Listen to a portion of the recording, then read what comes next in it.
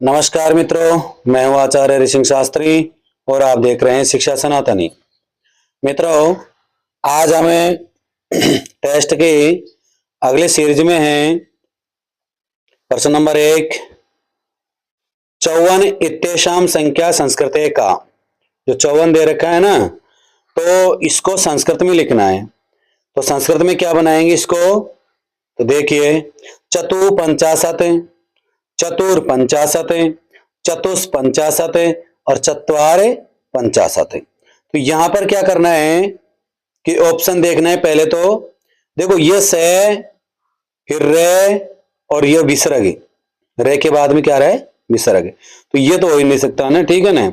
इसमें से आ रहा है और ये रे है, ये चतुर्पंचाशत। तो यहां पर जो रे का विसर्ग हो जाता है तो क्या बनेगा? चतुष्पंचाशत, ठीक है ना। तो ये ऑप्शन ए सही हो जाएगा। अगला क्वेश्चन है, प्रातः 6:45 वादने सूर्यो उदयो भवति अस्मिन् वाक्ये रेखांकित समय है अक्षरे लिखंतु। जो रेखांकित समय दे रखा है यहां पर 6:45, तो इसको क्या बोलते हैं अपन हिंदी में? भाई 6:45 बज गए हैं। वो क्या बोलते हैं उसको? 6:45 बज चुके हैं। तो यानी कि अधिक, एक संख्या अधिक जोड़ करके इसमें प्रयोग किया जाता है बोलने पर, है ना। तो यहां 45 में होने पर है उसको क्या बोलते हैं? पादोन। और 6 के आगे संख्या वाली हो गई 7। तो यहां सार्ध तो हो नहीं सकता, क्योंकि 7:30 सवा सप्तवादने होता है। सार्ध सप्तवादने को 7:30 की भी बोलते हैं, ठीक है ना। सपाद सप्तवादने यानी 7:45 15 होती है। और पादोन षड्वादने, इसको पादोन षड्वादने बोलते हैं, मतलब 5:45 यदि 45 होती है तो उसको बोलते हैं पादोन षड्वादने। तो ऑप्शन हमारे क्या रहेगा? पादोन सप्तवादने। पादोन सप्तवादने ऑप्शन हो जाएगा नंबर 3 पर। यानी कि जो 6:45 होती है उसको बोलते हैं पादोन सप्तवादने, ठीक है ना। जब घड़ी पढ़ाई थी हमने उस समय बहुत ही अच्छी तरह से बताए थे सभी को। तो आगे अगला क्वेश्चन है, महेश्वर सूत्रेषु ऋष्व स्वरा संति। देखो, स्वर होते हैं, वो होते हैं एक तो ऋष्वे है, एक तो होते हैं ऋष्वे, उसके बाद में होते हैं दीर्घ और फिर होते हैं प्लुत, ठीक है ना। तो ऋष्व कितने होते हैं? ऋष्व होते हैं 5, दीर्घ होते हैं 8 और प्लुत स्वर होते हैं, दोनों को मिलाकर के किया जाता है। तो इनके योग में 13 माना जाता है इनको, ने कुल प्लुत स्वरों को माना जाता है। तो यहां पर अपन लोग क्या ढूंढ रहे हैं कि ऋष्व स्वर कितने हैं? महेश्वर सूत्रों की बात कर रहा है ये। केवल यदि महेश्वर सूत्रों में है तो कितने हो जाएंगे? 5 हो जाएंगे, ठीक है ना। कौन कौन से हैं? ए, ई, उ, री और री, ये 5 ऋष्व स्वर होते हैं।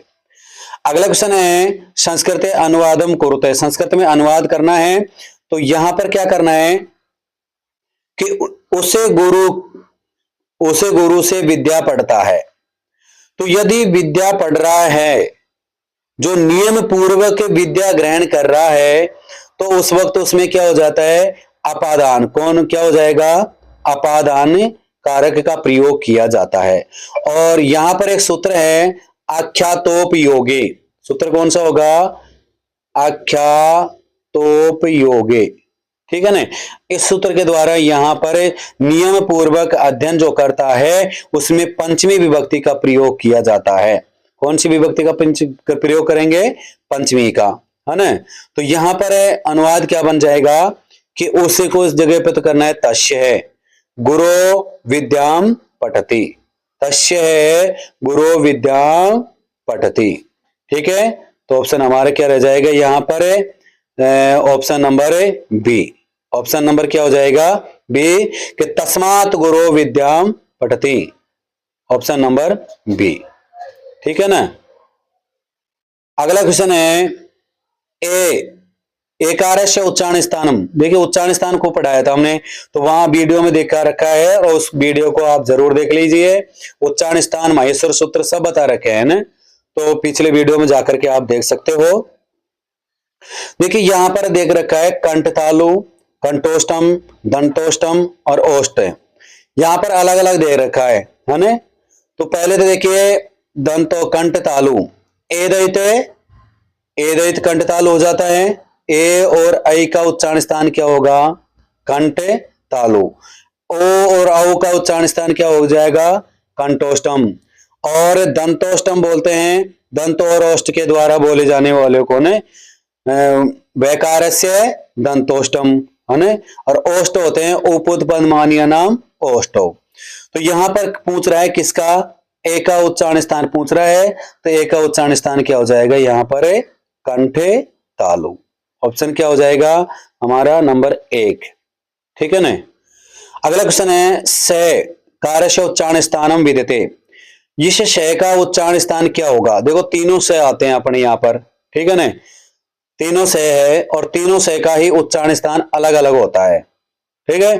तो जब इचु यसा नाम तालु करते हैं तो ताल विषय बोलते हैं, है ना। ऋतु रसा नाम मूर्धा करते हैं तो इससे का प्रयोग किया जाता है। और ऋतु लसा नाम दंते में तो इससे का प्रयोग किया जाता है, ठीक है ना। तो यहां पर जो से का प्रयोग होगा वो कौन सा होगा? मूर्धन्य सेकार बोलते हैं इसको, और मूर्धा इसका उच्चारण स्थान हो जाएगा, ठीक है।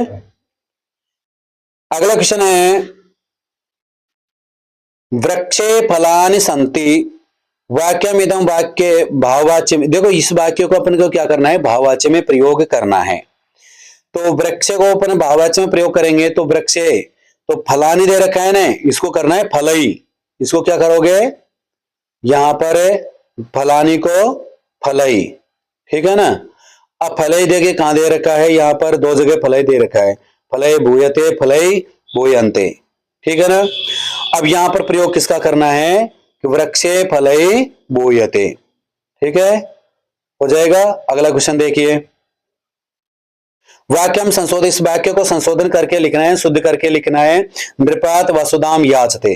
अब देखिए यहां पर क्या दे रखा है? याच, और याच का अर्थ होता है मांगना। याच धातु का प्रयोग किया गया है। कौन सी धातु का प्रयोग किया गया है? याच धातु का प्रयोग किया गया है। और सूत्र कौन सा था इसमें? एकत्रितंच जो सूत्र है उसे यहां पर प्रयोग करेंगे, ठीक है ना। सूत्र का नाम है एकत्रितंच, ठीक है। तो एकत्रितंच सूत्र का प्रयोग करके अपन इसको संशोधन करके करना है कि याच धातु के साथ में द्वय याच पच दंड रुद्र ची ब्रू सा जी मत मुसनी रिक्विस है, इनके योग में क्या करना है? द्वितीय विभक्ति का प्रयोग करना है। तो कर लोगे यहां पर। तो द्वितीय विभक्ति का प्रयोग करेंगे तो क्या हो जाएगा? नृपम वसुधाम याचते। कर लोगे? नृपम वसुधाम याचते, ठीक है ना। अगला क्वेश्चन है सासे प्रतिवसति। इसमें तो देखो ये सुक्ति है, सुक्ति सबको लगभग याद होगी। सासे श्री प्री, सासे श्री प्रतिवसति, ठीक है ना। अगला क्वेश्चन है संस्कृत अनुवादम करो। संस्कृत में अनुवाद करना है। हम गुरु को नमस्कार करेंगे। हम गुरु को क्या करेंगे? नमस्कार करेंगे। तो ऑप्शन देखिए यहां पर वयम गुरुवे नंशति नंशन्ति, क्योंकि भविष्य में कालों में होगा ना। वयम गुरु नंशन्ति, वयम गुरु नंश्याम है, वयम गुरुवे नंश्याम है। तो ऑप्शन क्या हो जाएगा यहां पर? भविष्य काल में कौन सा प्रयोग करते हैं अपन? है ना। तो हम का प्रयोग हो रहा है ना, हमें गुरु को, तो क्या करना है यहां पर? वयम आ जाएगा, है ना। गुरुम नंश्यामे। तो आंसर क्या हो जाएगा यहां पर? 3 नंबर ऑप्शन हो जाएगा, यानी सी ऑप्शन इसमें आंसर हो जाएगा। अगला क्वेश्चन है वर्ण समनामना है पद्धति कस्य विधे अपरम नाम है। देखो वर्ण समनामना की जो अपर विधि है उसका अपर नाम कौन सा होगा? इसको बोलते हैं, वर्ण को बोलते हैं अक्षर। वर्ण को क्या बोलते हैं अपन? अक्षर। तो अक्षर विधि यहां पर प्रयोग किया जा सकता है, ठीक है ना। अगला क्वेश्चन है मनोरंजनाय अनुवाचनाय श्रुत्वा पुनः कथनाय शब्दानाम साधुच्चारणाय च कस्य कौशल्य आवश्यकता भवेत्। देखो, मनोरंजन के लिए, अनुवाचन के लिए, श्रुत पुनः कथन के लिए, इन शब्दों में किसका प्रयोग किया जाता है? किसका प्रयोग किया जाता है? श्रवण कौशल का प्रयोग किया जाता है। देखिए, पठन में तो अपन पढ़ते हैं, है ना, और लेखन में लिखने का काम किया जाता है, भाषण में बोलने का काम किया जाता है, लेकिन जब इनको अपन ग्रहण करेंगे ना, तो वहां पर श्रवण कौशल का प्रयोग किया जाता है। ठीक है।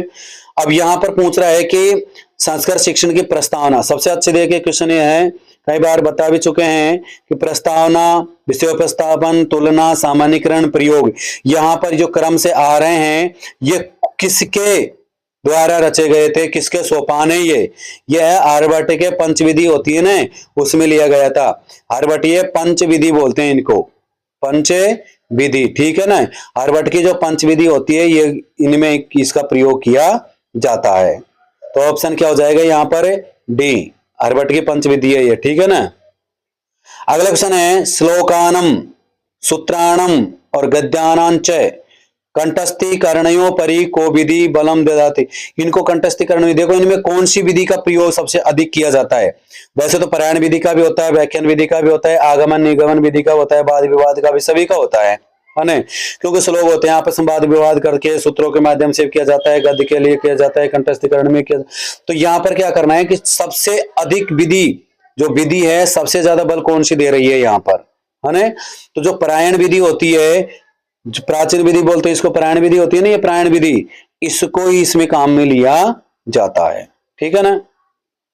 अगला क्वेश्चन है, संस्कृत भाषा शिक्षण से इंद्रियाणाम प्रयोग धारायण दृश्य साधना भवति।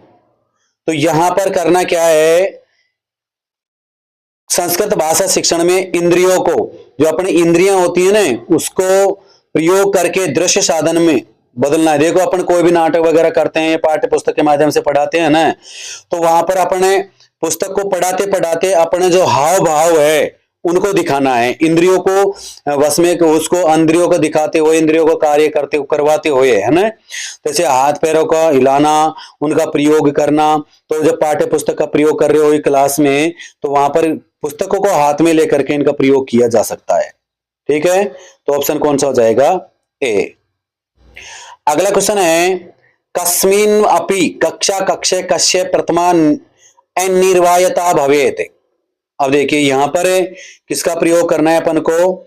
हमेशा यदि कोई भी कक्षा में आप जाओगे तो सबसे ज्यादा प्राथमिकता किसको मिलती है? श्याम पट को।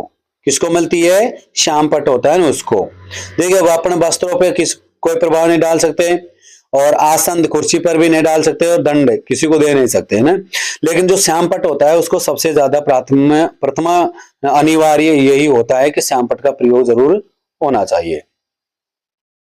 अगला क्वेश्चन है यहाँ पर, छात्राणाम ज्ञानस्य स्तरम बुद्धि कौशलम कार्य शक्तिम च निश्चर्यते। तो यहाँ पर किया गया है कि परीक्षा, इनकी बुद्धि का कौशल का पता करेंगे, मूल्यांकन के द्वारा भी करते हैं जब परीक्षा लेकर के आने। ठीक है ना। अगला क्वेश्चन है यहाँ पर, रुचि, निरंतरम, वैराग्यम इत्यत्रय विंदवे कस्मिन् सिद्धांत। ये तीनों कौन से सिद्धांत में प्रयुक्त किए जाते हैं? पहले वाले वीडियो में बताई थी भाई, ये तीनों कौन से सिद्धांत में आता है, पहले भी परीक्षा में आ चुका है ये। ठीक है ना। तो यहाँ पर ये कौन से सिद्धांत में आएंगे?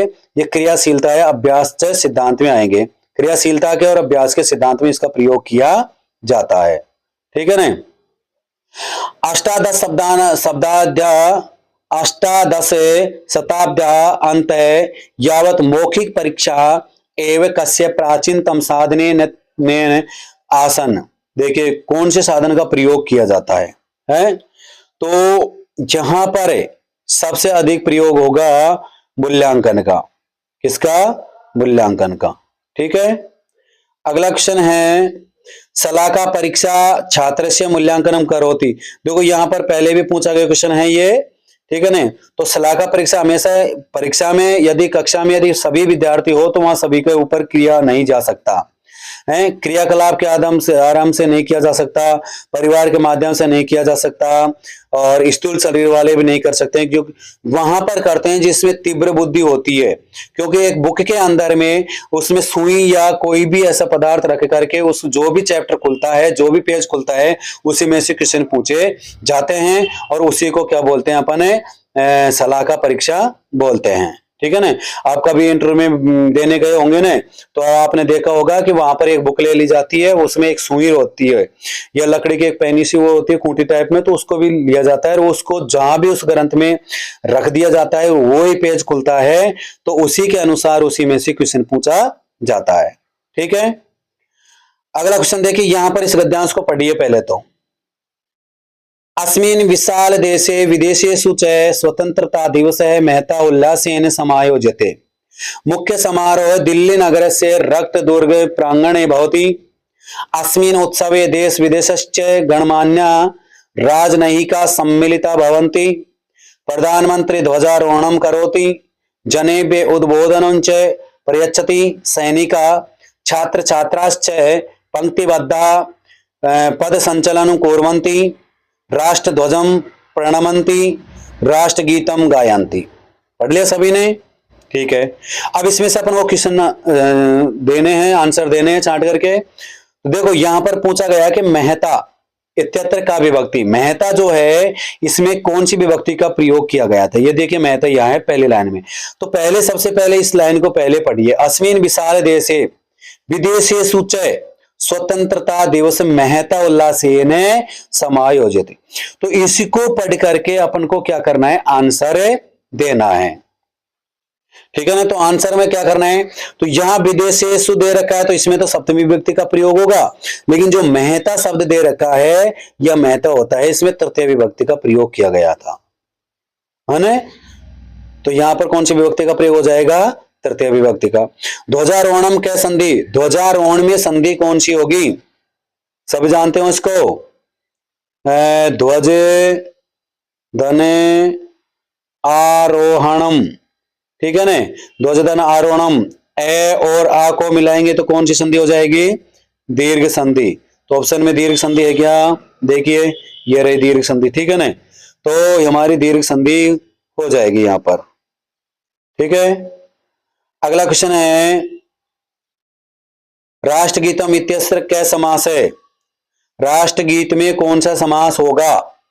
राष्ट्रगीत में हमेशा ज्यादातर देखिए राष्ट्रस्य गीतम षष्ठी तत्पुरुष समास हो जाएगा यहां पर, तो तत्पुरुष समास का प्रयोग किया गया है ना। और प्रणमन्ति इत्यत्र क्या लकार है, प्रणमन्ति जैसे पठन्ति आता है ना, वैसे प्रणमन्ति कर दो, यहां पर लट लकार का प्रयोग हो जाएगा।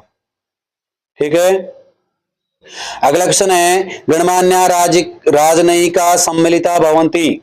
ऐसे क्वेश्चनों में दिक्कत आती है क्योंकि विशेष और विशेषण दोनों होते हैं इसमें न, तो कौन सा तो विशेषण होता है और कौन सा विशेष होता है। देखिए गणमान्य भी है, सम्मिलिता और भवन्ति, भवन्ति तो क्योंकि क्रियापद होता है ये, है ना, और राजनयिका, तो इनमें से कौन सा होता है जो यहाँ पर विशेष पद होना चाहिए, कौन सा पद होना चाहिए, विशेष। तो यहां पर विशेष पद होगा राजनयिका। ठीक है, अगला क्वेश्चन है, अत्र निम्नलिखित अपठितम श्लोक मा आधारित कृत्य प्रश्न समाधान। देखो इस श्लोक को पढ़ना है पहले तो, और श्लोक को पढ़ करके इसमें से आंसर देने हैं ना। देखिए श्लोक को पढ़ लेना पहला तो, अत्र कोकिल विंद निविन मनोज्ञ कंठी श्री कुंभ कर्ण नृपते तनया रमापि उत्पन्नतामुपगताम स्वपितु प्रवत्ताम संगीत शास्त्र सरणिम पुनरुद्ध दरार। देखिए यहां पर इसको पढ़ करके अपन को पहले तो ये देखना है कि इसमें समास अलंक छंद कौन सा होगा।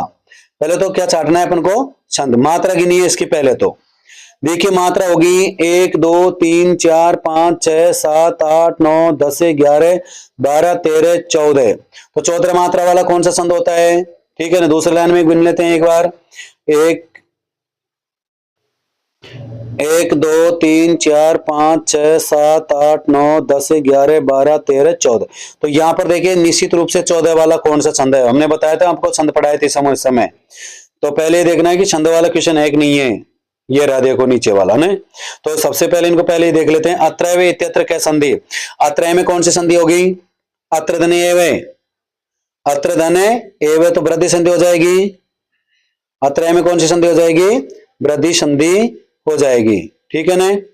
संगीत शास्त्रम संगीत शास्त्र सरणिम इतरत्र समास है, तो यहाँ पर संगीत शास्त्र सरणिम में समास कौन सा होगा, क्योंकि यहाँ पर ज्यादातर तत्पुरुष समास का प्रयोग किया जाता है, ठीक है ना। उपगताम में कै, उपगताम कै प्रत्यय, उपगताम में कौन सा प्रत्यय हो जाएगा, उपगताम में कौन सा प्रत्यय हो जाएगा, इक्तय प्रत्यय का प्रयोग हो जाएगा, ऑप्शन नंबर सी। अब देखिए यहां पर अलंकार पूछा गया है, ठीक है ना। अत्रैव कोकिल विनिंद तमनोज्ञ कंठी, तो यहां पर कौन सा अलंकार का प्रयोग किया जाता है, तो यहां पर कौन सा अलंकार हो जाएगा, व्यतिरेक हो जाएगा क्या, देखिए व्यतिरेक अलंकार हो जाएगा, ठीक है ना। अगला क्वेश्चन है उपयुक्त श्लोक है किम छंद है। अब यहां पर मैंने बताया था अभी तुमको कि भाई इसमें 14 वर्ण है, और 14 वर्णों वाला कौन सा छंद होता है, 14 वर्णों वाला होता है वसंत तिल का। तो वसंत तिल का 14 वर्ण होते हैं, और वन शास्त्र में कितने होते हैं, 12 वर्ण होते हैं, और मालिनी में कितने होते हैं, 15 वर्ण होते हैं, और उपजाति में कितने वर्ण होते हैं, 11, ठीक है ना। तो 11 वर्ण वाला उपजाति, 15 वर्ण वाला मालिनी, और 12 वर्ण वाला वन शास्त्र। तो ऑप्शन क्या हो जाएगा यहाँ पर, वसंत तिलका, क्योंकि इसमें वसंत तिलका में 14 मात्राओं का प्रयोग किया गया, 14 वर्णों का प्रयोग किया गया है, ठीक है ना। तो ये ऐसे ही इन क्वेश्चनों को समझना है, और इन्हीं क्वेश्चनों को वापस पढ़ना है, ठीक है। सभी के आंसर देना है। वीडियो को यदि पसंद आए तो लाइक करें, सब्सक्राइब करना ना भूलें, और बेल का आइकन को बटन को जरूर दबाना है। यदि आपको पीडीएफ चाहिए तो हमारा टेलीग्राम ज्वाइन करें, वहां पर आपको पीडीएफ जरूर मिल जाएगी। मिलते हैं अगले वीडियो के साथ, तब तक के लिए धन्यवाद, नमस्कार।